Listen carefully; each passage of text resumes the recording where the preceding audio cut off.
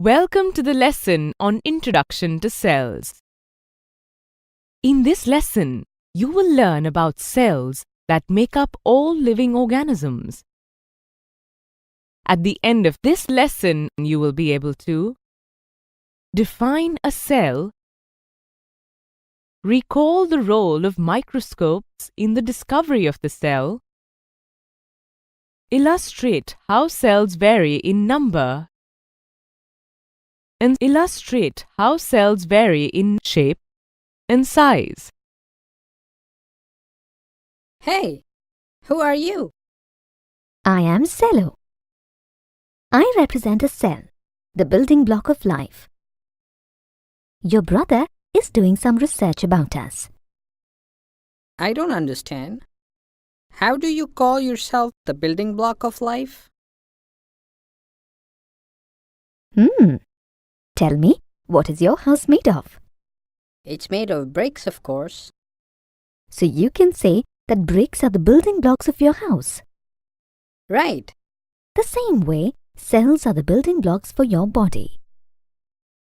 So, in technical terms, a cell is the structural and functional unit of all living organisms. Every living organism, however big or small, is made up of tiny units called cells. Similar kinds of cells together form tissues. Tissues aggregate to form organs. Organs aggregate to form an organ system.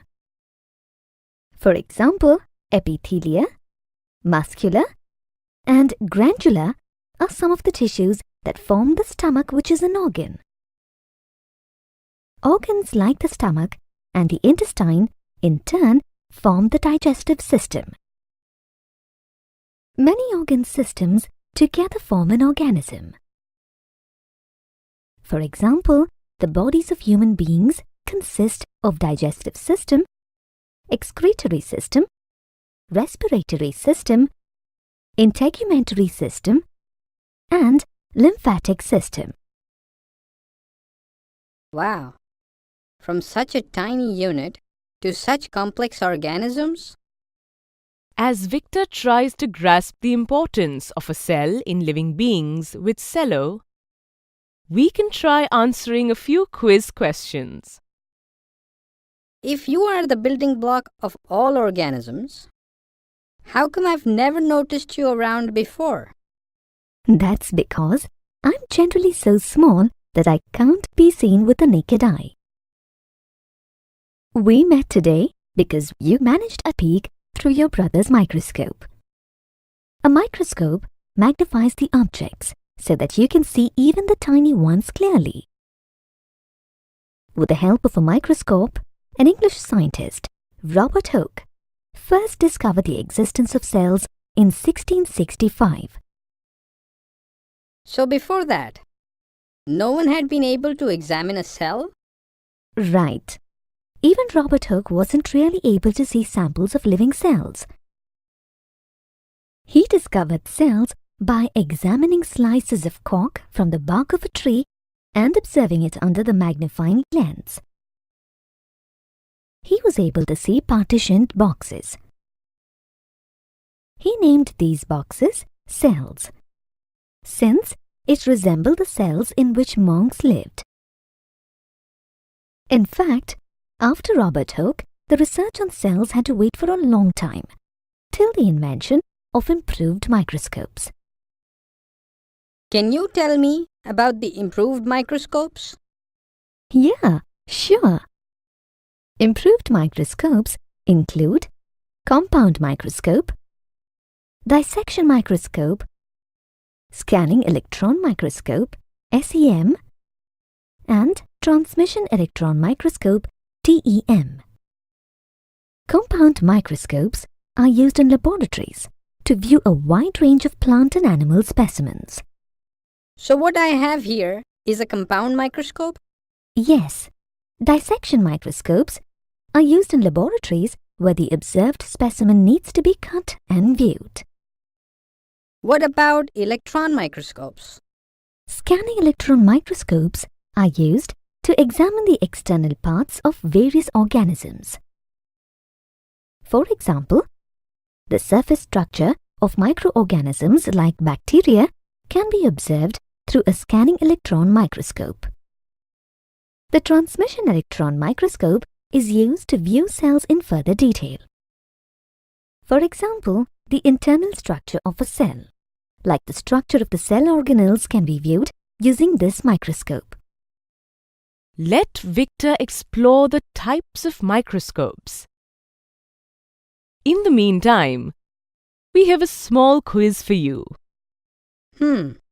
So how many cells does an organism have?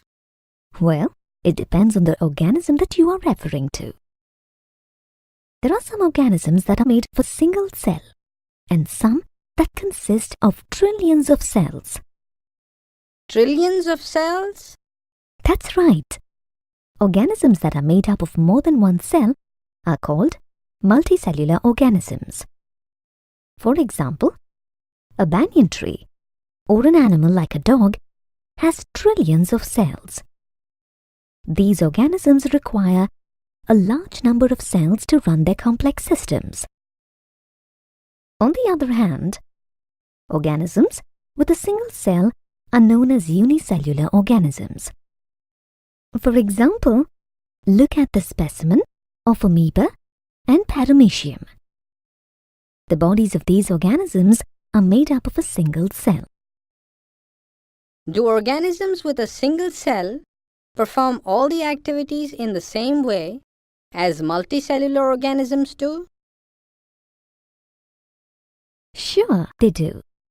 The single cell in these organisms is built in such a way that it performs all its vital activities, like reproduction, locomotion, digestion, and so on. Difficult to believe that this one cell can perform all these activities. Wonder how they do it.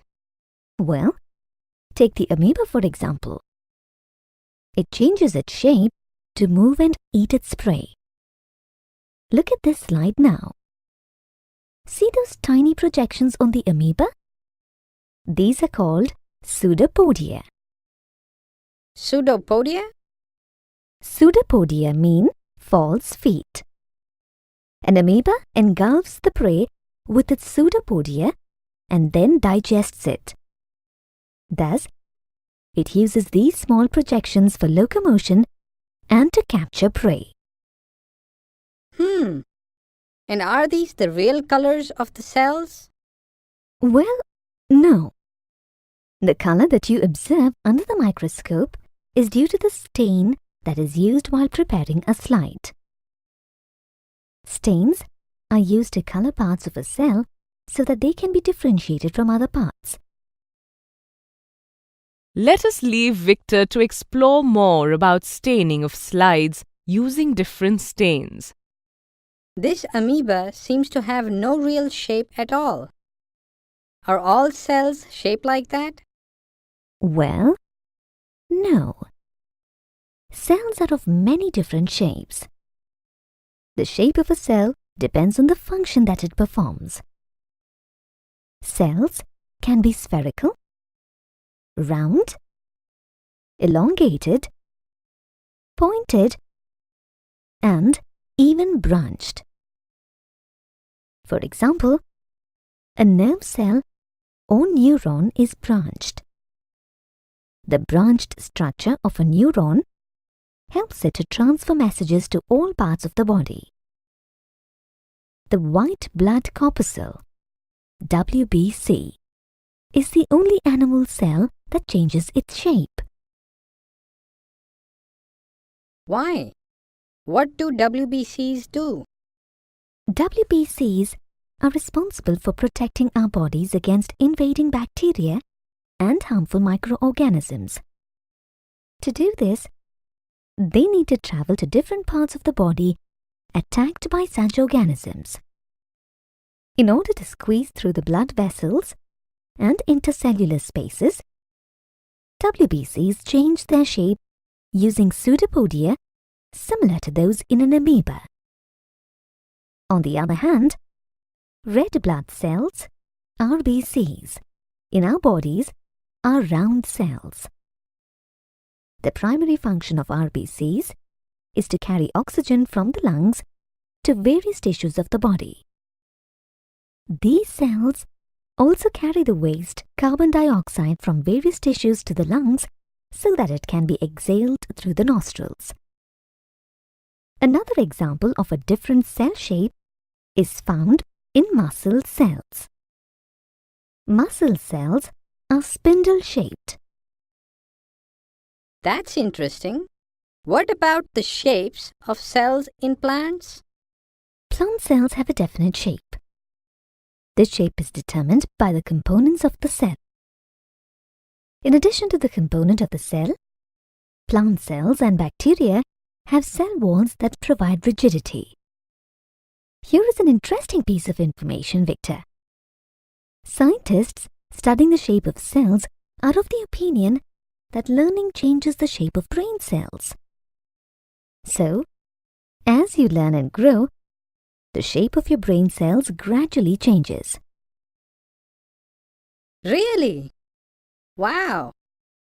But how about cell sizes? Are all cells microscopic? I would have thought the cells of smaller organisms were smaller than those of big animals, like, say, an elephant. Cell sizes differ across organisms.